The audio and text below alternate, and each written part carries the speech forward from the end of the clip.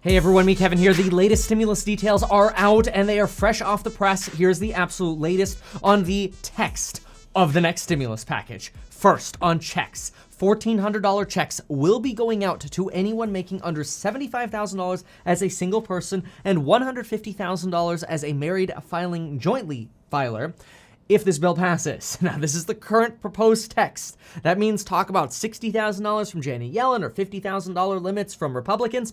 Over. They're sticking with $75,000 and $150,000. This is the same limit as last time. However, once you reach $100,000 of income as a single person or $200,000 as a married filing jointly filer, you will be hard stopped and your stimulus benefits will go to zero.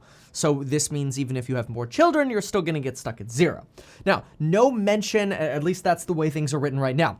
There's also no mention about adult dependents getting $600 retroactively. Previously, that's going back obviously to the December bill where adult dependents were left out again. However, this time, adult dependents and adult children dependents will get the $1,400. Additionally, eligibility for these stimulus checks will be based on your 2019 or 2020 tax returns. This means if your income went up in 2020, you might want to wait to file your tax return so you could use your 2019 income. If your income went down in 2020, you might want to hurry up and file your tax return so that you're eligible. But even if you don't hurry up and file in 2020, you could always still claim this money in 2021 when you go to file your taxes. You'll be able to claim it on your 2021 tax return. But that's more than a year away. So, if your income went down, you probably want to file really quick. That's kind of what they're hinting at. But again, if you end up missing out on anything, you could just claim it in 2021 as a tax refund or as part of your tax return. On unemployment, if your state benefits have expired, your state benefits will be extended through the end of August. I thought this was a little weird. The Wall Street Journal reported this. I thought that would go through the end of September, but they said the end of August. So take note of that. State benefits through the end of August. However, the federal boost will go from the middle of March through the end of September. So an extra month there. And the federal boost will be at $400, not the $300 like Republicans had wanted. Additionally, as expected, we do plan, or we are seeing in writing, the $3,600 per child tax credit for children under 6 years old. This replaces the $2,000 child tax credit that currently exists. So that'll get boosted to $3,600. And for children between 6 and 17, the credit will be boosted to $3,000. So again, under 6, $3,600. 6 to 17, $3,000. On top of that, the House Ways and Means Committee has included the $15 minimum wage. Now, this is a surprise, especially after the Congressional Budget Office this morning kind of slammed the $15 minimum wage, saying it would take basically 1.4 million people out of the labor force that basically will lose their job, but it would come with the benefit of maybe 900,000 to 1 million people getting lifted out of poverty. So that is, the $15 minimum wage bill is included in the House version. We'll see if it survives the Senate. There may also be a funeral reimbursement fund with FEMA of $2 billion. This could offer up to $7,000 to families who had to bury a loved one due to COVID.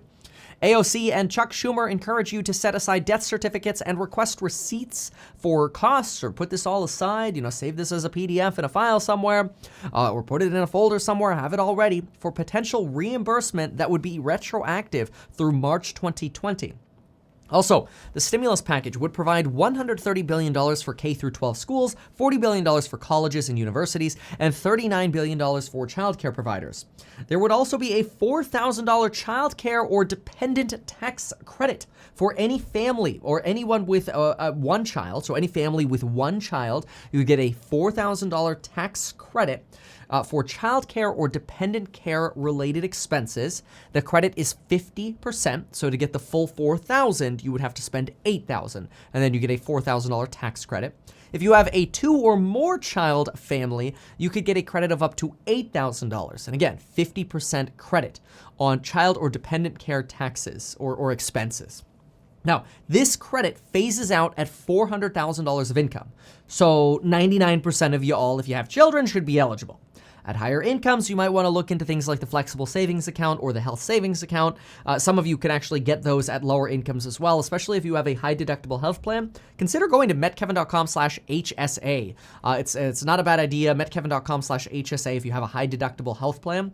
It's basically a way to get double tax benefits on expenses for some of your medical expenses. So you may as well check that out as well. Then obviously the impeachment begins tomorrow. These are some of the details that we just got fresh off the press.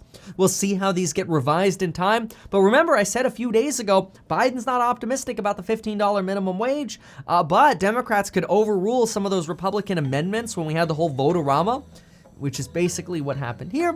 We'll see what ends up happening in the Senate. But folks, so far, this is what we got. Let's see what happens. Fingers crossed. Make sure to get your free stocks with Webull when you sign up at metkevin.com/Webull. Deposit $100. You'll get some free stocks. Make sure you sign up for M1 Finance as well. Go to metkevin.com/M1. Deposit $100. You'll get $30 totally for free. And check out the courses and the HODL coupon code down below. Thanks so much for watching, and we'll see you next time.